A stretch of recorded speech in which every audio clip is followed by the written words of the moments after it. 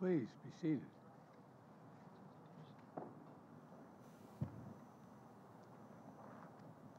Well, Mr. President, it's good to see you again, my friend. We've met several times over the last year, and each time we have deepened our nation's partnership, and for the benefit, I think, of both our peoples. Today's no exception. Our nation's relationship has been a great success story. The alliance formed in war and has flourished in peace. Seemingly every day, we've launched new areas of cooperation on cyber, strategic technologies, space, democracy, and all the areas that matter most to our future. Because of its core, our alliance is about building a better future for all of our people. And there's no better example than our economic relationship and partnership, which is delivering incredible benefits to both our nations. Through the Indo-Pacific Economic Framework, we're advancing economic growth grounded in high standards for our workers, for the environment, and for communities throughout the region. We're standing together against economic influence being leveraged in coercive ways. And since I took office, Korean companies have invested more than $100 billion in the United States, driving innovation and spurring good new jobs for Americans and Korean workers. Our mutual defense treaty is ironclad, and that includes our commitment to extended deterrence, and that includes the nuclear threat and the nuclear deterrent. They're particularly important in the face of DPRK's increased threats and a blatant violation of U.S. sanctions.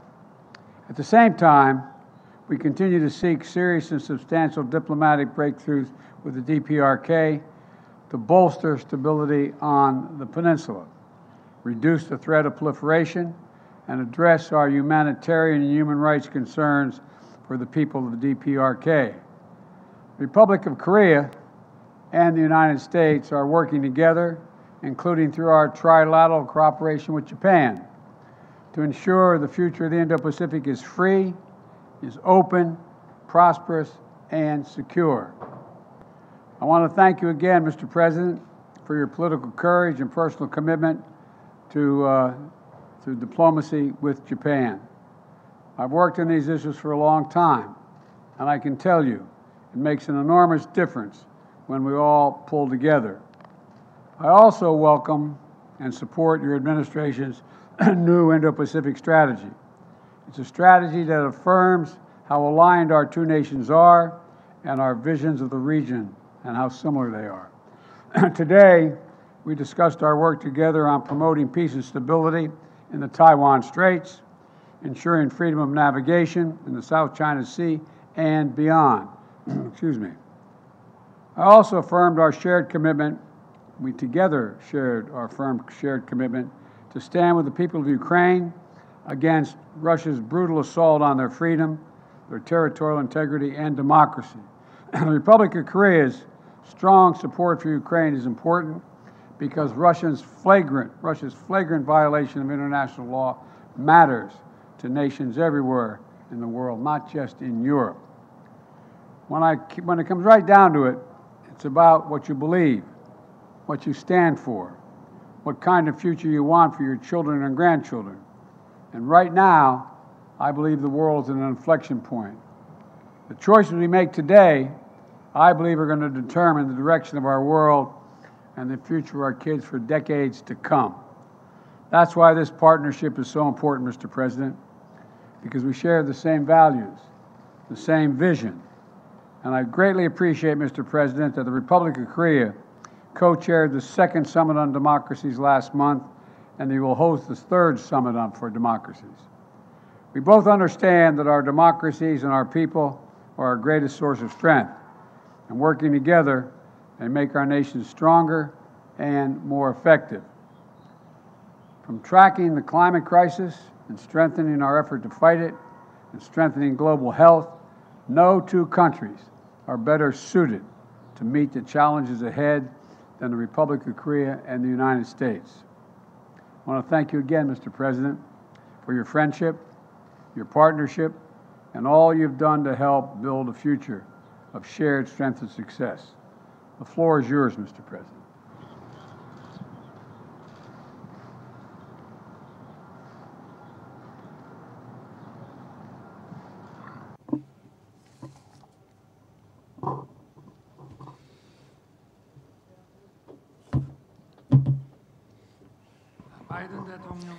President Biden, thank you for your special and warm hospitality.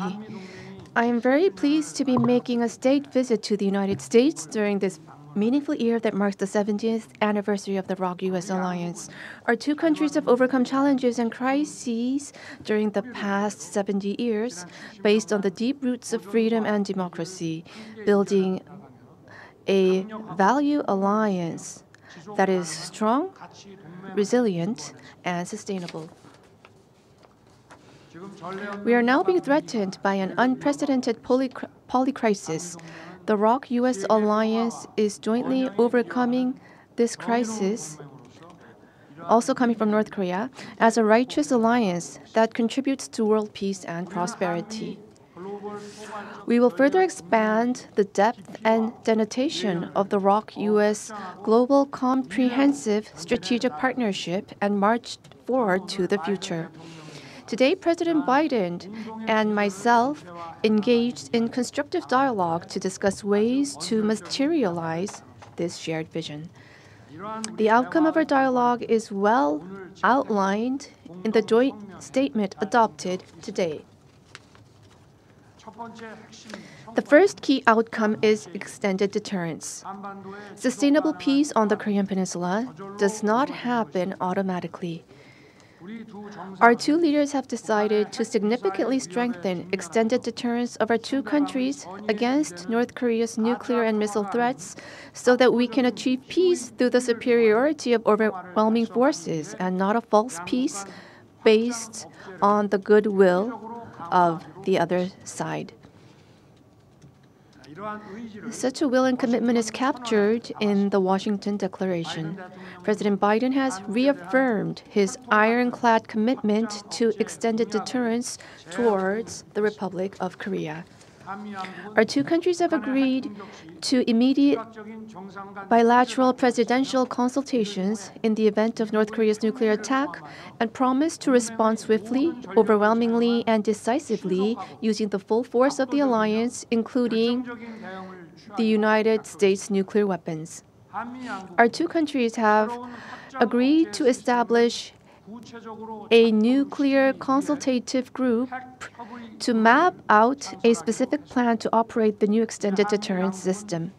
Now, our two countries will share information on nuclear and strategic weapon operations plans in response to North Korea's provocations and have regular consultations on ways to plan and execute joint operations that combine Korea's state-of-the-art conventional forces with the U.S.'s nuclear capabilities, the results of which will be reported to the leaders of our two countries on a regular basis. In addition, our two countries have agreed to further advance tabletop exercises against a potential nuclear crisis. In addition, deployment of the United States strategic assets to the Korean Peninsula will be made constantly and routinely.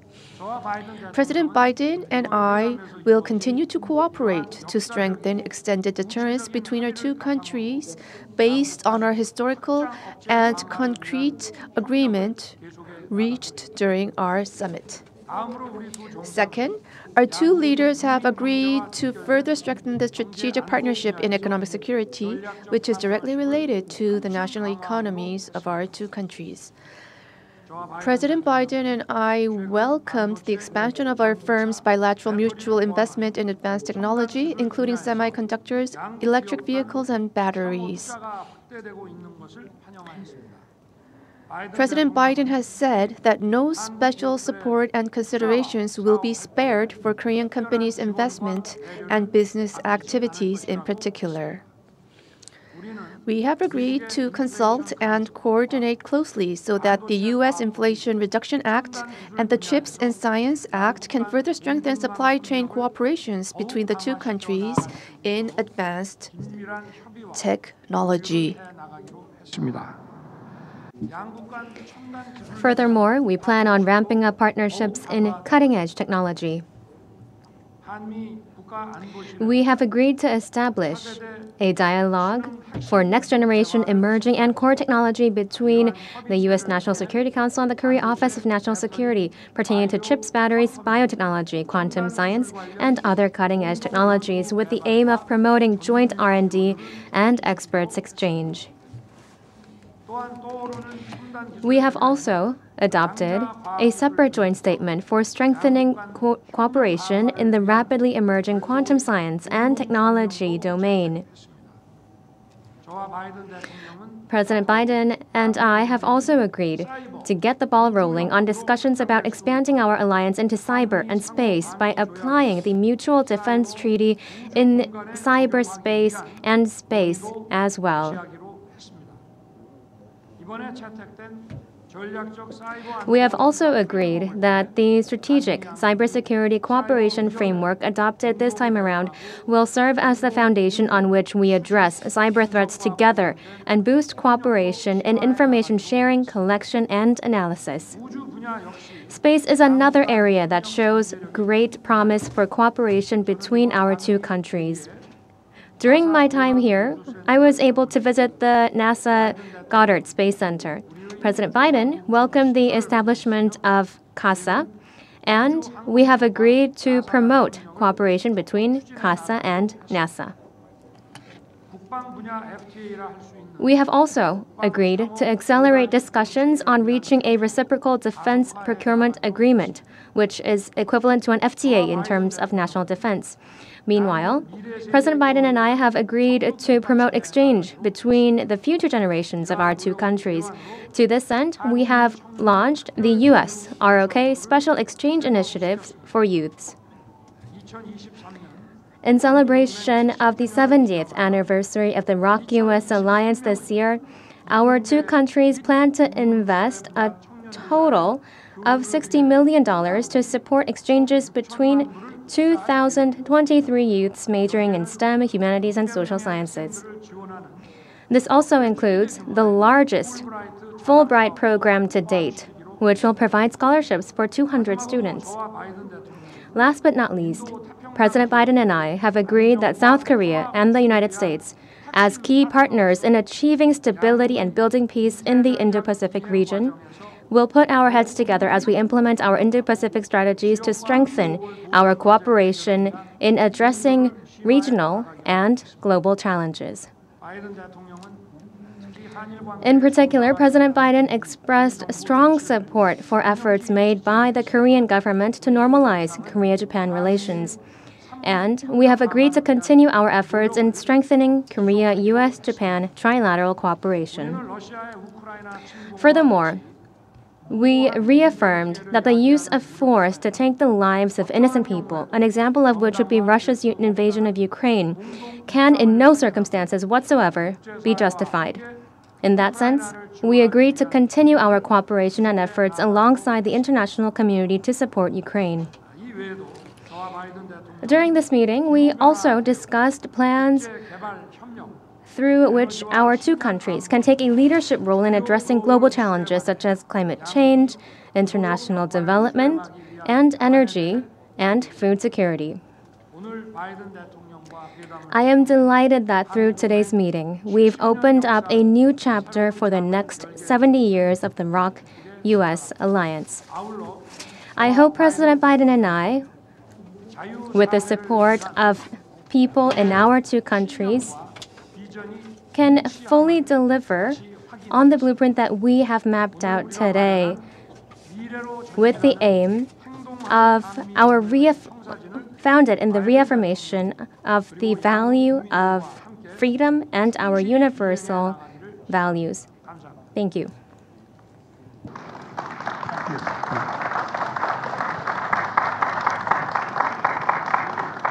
Now we're going to take some questions. The first question is from Courtney of the Los Angeles Times. Thank you, Mr. President.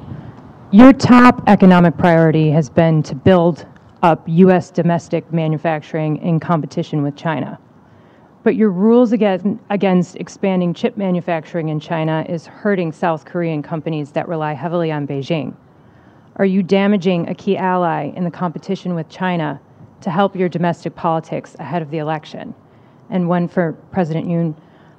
There have been concerns since last year that North Korea will soon be conducting its 7th nuclear test amid growing domestic support in your country for your own nuclear weapons. Meanwhile, Russia has suggested it could send its latest weapons to North Korea if South Korea sends lethal aid to Ukraine. How do you seek to manage the North Korea risk amid obligations to Ukraine and NATO? Thank you. Let me respond to your question first. My desire to increase U.S. manufacturing and jobs in America is not about China. I'm not concerned about China. Remember, America invented a semiconductor. We invented it. We used to have 40% of the market. And we decided that what we're going to do over the past, I don't know how many decades, we decided that it was going to be cheaper to export jobs and import product. And along came the pandemic. And the pandemic taught us that we used to have, as I said, 40% of the market just some years ago. Now it's down to 10%. And again, we invented the supercomputer. So I decided to go out and see what we could do to increase our hold on the market once again. And so what I did was I went around the country, as well as in addition to passing the Chips and Science Act, I, in fact, visited countries around the world. And 2 significant South Korean companies decided they were going to invest billions of dollars in chip manufacturing in the United States. It wasn't designed to hurt China. It was designed so we didn't have to worry about whether or not we had access to semiconductors. For example, during the pandemic, what happened was all of a sudden everybody started to learn the phrase supply chain. A year ago, no one knew what the hell everybody was talking about when he said supply chain. But now they all know. And we lost access to these semiconductors, in which new automobiles in the United States need 30,000 of them just to build a new automobile. And we didn't have them. So we started to invest here. And what happened was when we encouraged the investment through the Chips and Science Act, and now we have enormous investment in the United States, well over $200 billion in long-term investment in semiconductors. And we're rebuilding the economy of the United States with those semiconductors. It's not designed to hurt China. The only thing I did say with regard to China, there are certain extremely sophisticated semiconductors that we have built that are useful for nuclear and or other weapon systems. Those we are not selling. We're not exporting to China or anyone else. And so that's the context in which this has all occurred. In the meantime, we're creating thousands of jobs and bringing back a sense of pride and dignity to so many towns in the country where all of a sudden, over the last 3 decades, we found out that factory that had 600 people shut down. The soul of that community was lost. And so I made sure when the semiconductors were coming back that they were not just going to go to the coast, they'd be all over the country. And so we have a significant field of dreams outside of in Ohio, outside of Columbus. We're in Texas, we're in Arizona, anyway, they're all over the country. So it's not viewed to hurt anyone else. We are providing access to those semiconductors. We're a supply chain you can count on. But we are not going to sit back and be in a position where we don't have access to those semiconductors. We are not going to be a place where we're the end of that line. We're the beginning of it. And it's generating significant economic growth in America and not hurting anybody. And by the way, it's creating jobs in South Korea. It's creating jobs in South Korea, not just with SK, but anyway, with Samsung and other industries. So I think it's a win-win.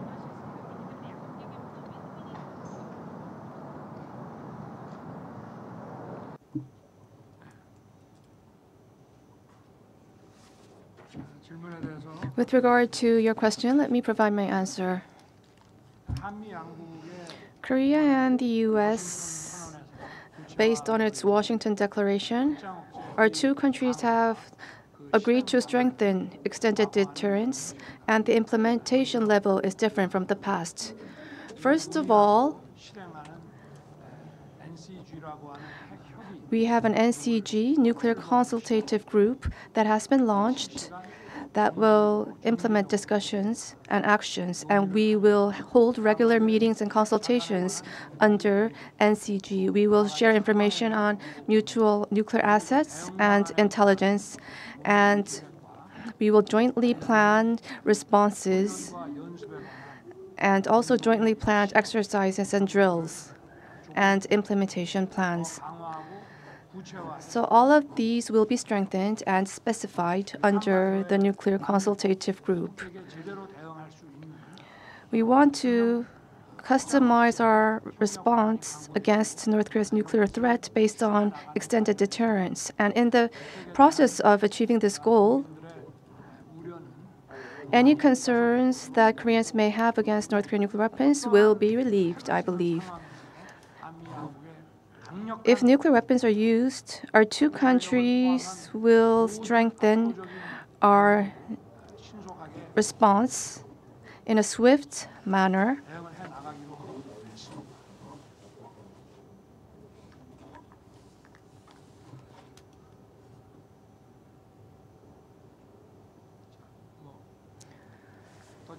Any further questions to me?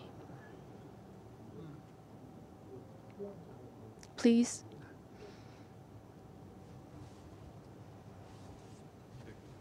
네, 안녕하세요. 저 NBN의 원중희 기자라고 합니다. Reporter Won from One NDN. I have two questions for you. With regard to extended deterrence, the NCG that has been formed, how will Korea function under NCG? Any kind of nuclear-equipped nuclear assets will be in function? And to President Biden, Korea is to maintain the NPT and it is to strengthen extended deterrence, correct? So based on your view, do you think this is enough to guard Korea against the North Korean nuclear threat? Thank you very much. Well, let me address your question about the activities of the NCG. We are going to be sharing information and we are going to be acting jointly. That is the key. I can't talk to the specifics right now about what type of information and what type of specific activities we will be conducting. But however, under the nuclear umbrella, our extended deterrence was a lot lower. So right now, it's an unprecedented expansion and strengthening of the extended deterrence strategy under the Washington Declaration, which will create the NCG.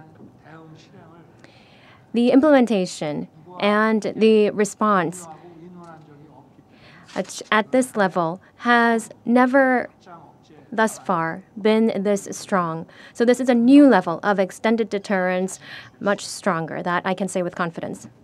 The response that I would give you is that the extended deterrence means that we are having more consultation with whatever action is to be contemplated or taken. And we made it really very, very clear. The ROK has repeatedly confirmed its commitment to the Non-Proliferation Treaty. The Washington Declaration is a prudent step to reinforce extended deterrence and respond to advancing DPRK nuclear threat. Look, a nuclear attack by North Korea against the United States or its allies or partisans or partners is unacceptable and will result in the end of whatever regime were to take such an action. And it's about strengthening deterrence in response to DPRK's escalatory behavior and to deal in complete consultation. And, the idea that I have absolute authority as Commander-in-Chief and the sole authority to use a nuclear weapon, but what the declaration means is that we're going to make every effort to consult with our allies when it's appropriate, if any action is so called for.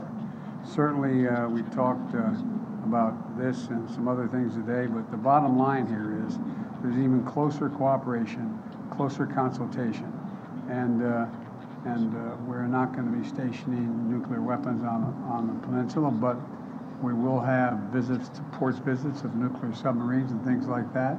We are not walking away from that.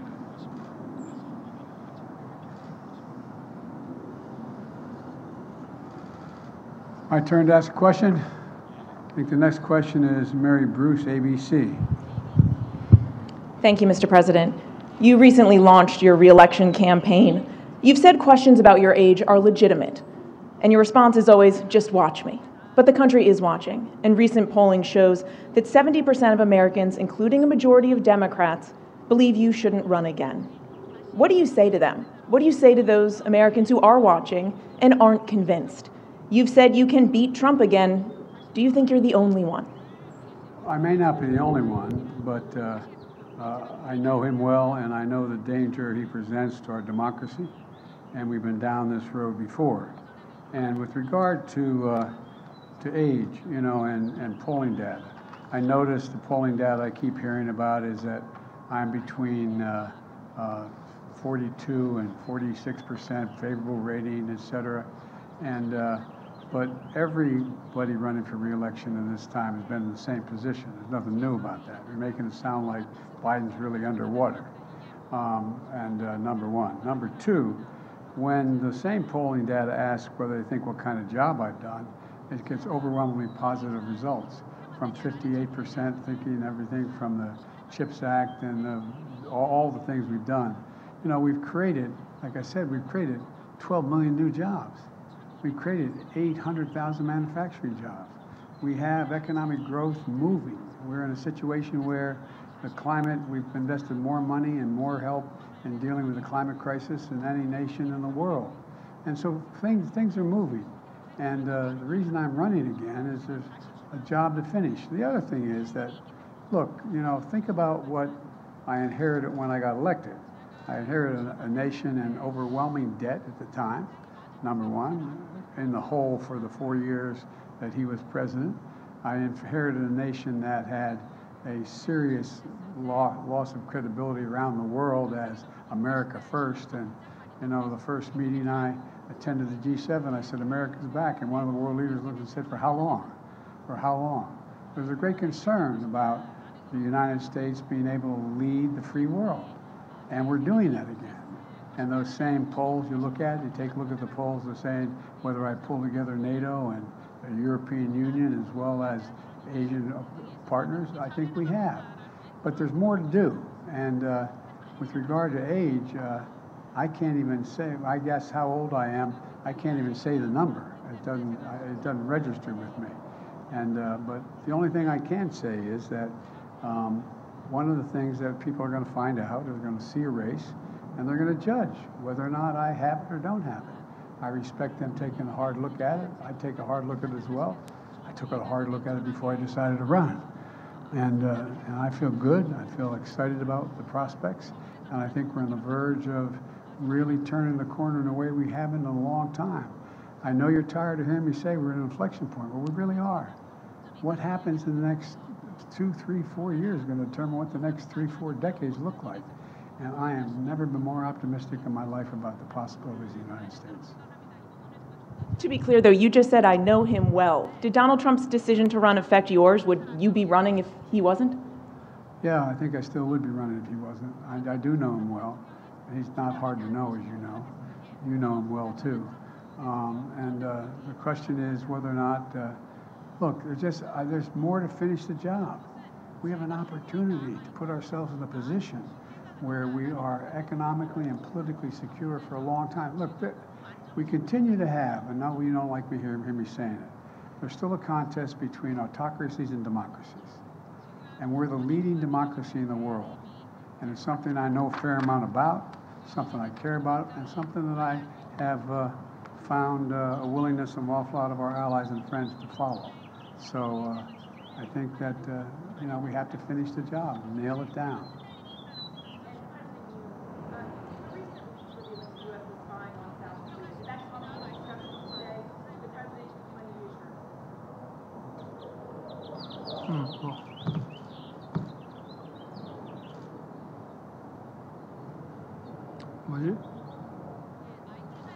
You need to repeat the question. The mic was not used. We could not interpret.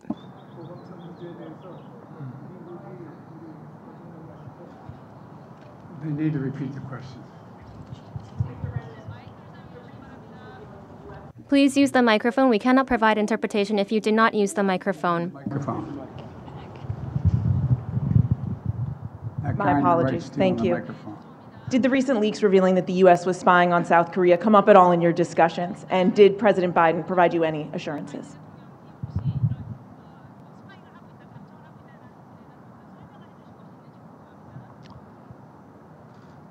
지금 뭐 한미 간에 그 부분에 대해서는 With regard to that, we are communicating between our two countries and we are sharing necessary information. I believe that investigation is underway in the United States. So various and complex variables are always in play. We need time to wait for the investigation results by the United States, and we plan to continue to communicate on the matter.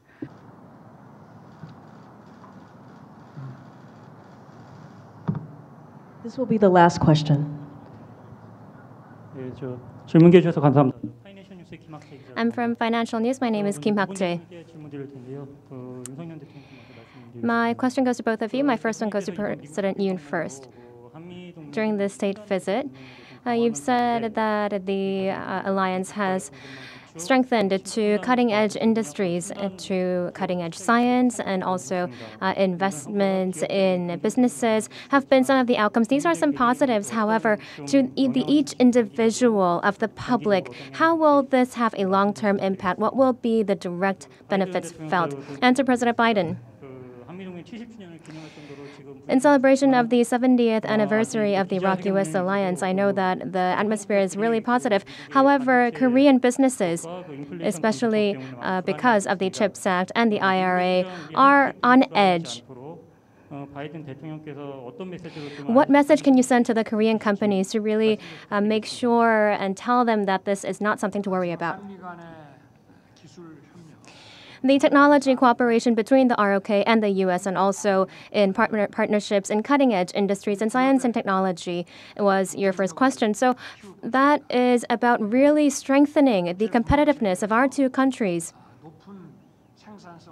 And it will enhance the productivity and create added value, high added value. These are the types of products that are going to be produced. And from the perspective of the public, for each individual, in that process, they will reap the benefits wide and comprehensive that will stem from these industries and investments in these industries, for example, from job creation as well. And above all, the future generations will be given the determination and will to take on new challenges and embrace opportunities in our industry so that they can continue to prosper and grow and become more abundant in the future. The reassurance is that it's overwhelmingly in our interest for Korea to do well. No, it is. It's very much in America's interest that Korea do well in the Pacific, very well, because they are one of our most valued partners. And so I think the combination of growing democracies and the democratic institutions as well as their economies is overwhelming in the benefit of the United States, whether it is in South Korea or it's in Australia, in the deep South Pacific.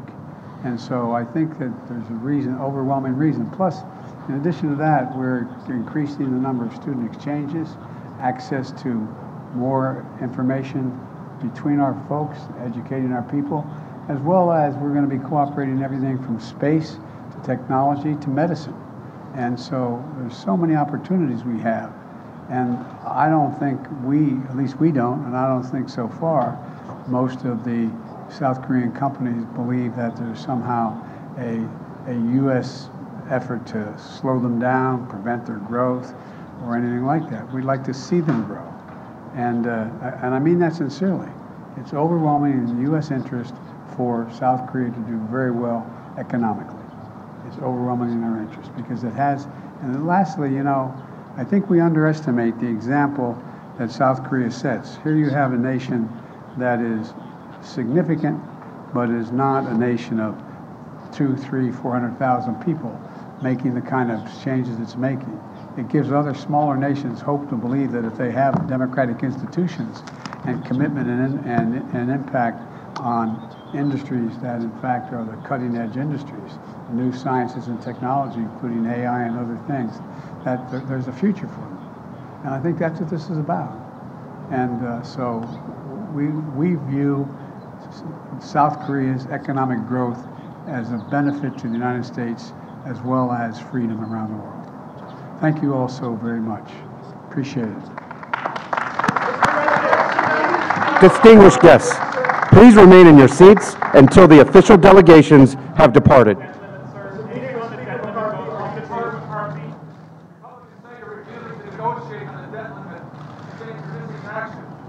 They haven't figured out the debt limit yet. Thank you. I'm happy to meet with McCarthy, but not on whether or not the debt limit gets extended. That's not negotiable. I noticed they quote Reagan and they quote Reagan all the time and they quote Trump, both of which said, it says, I'm paraphrasing, it would be an absolute crime to not extend the debt limit.